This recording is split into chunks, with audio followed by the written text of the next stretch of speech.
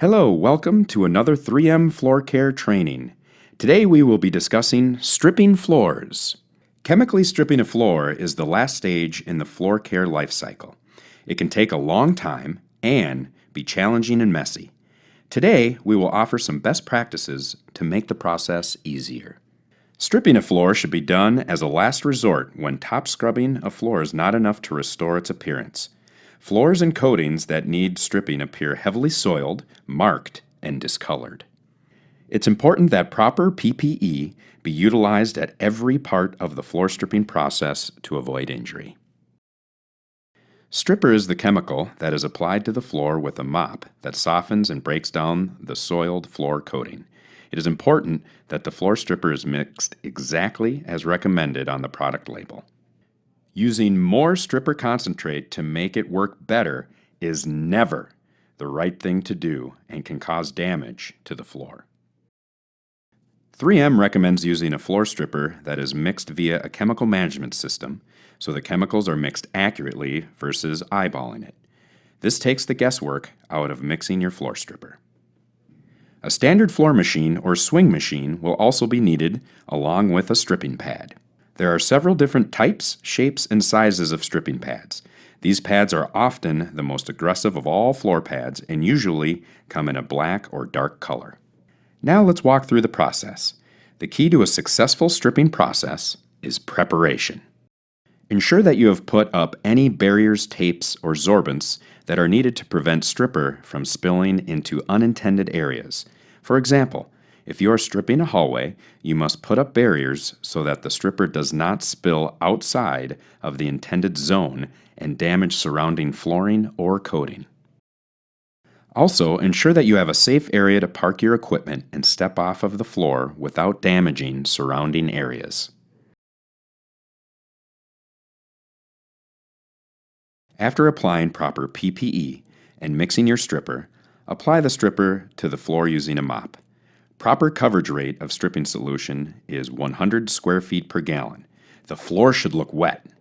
Be mindful of the size of the area you are doing, as stripping too large of an area at once could lead to undesired results and potential rework.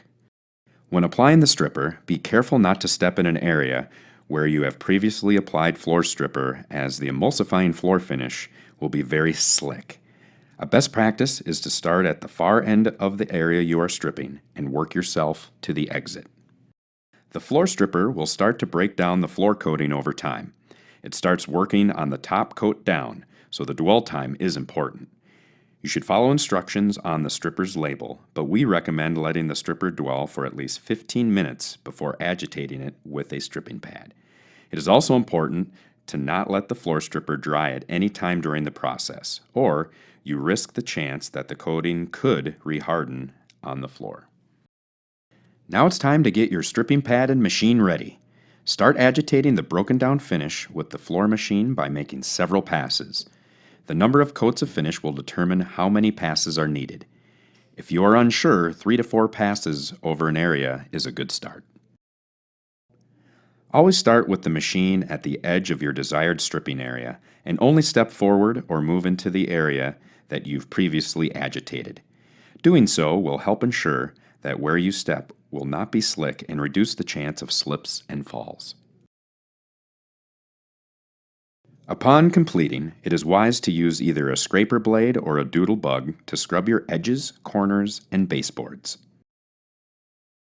The next step is to use a wet vac to suck up the emulsified finish and leftover stripper.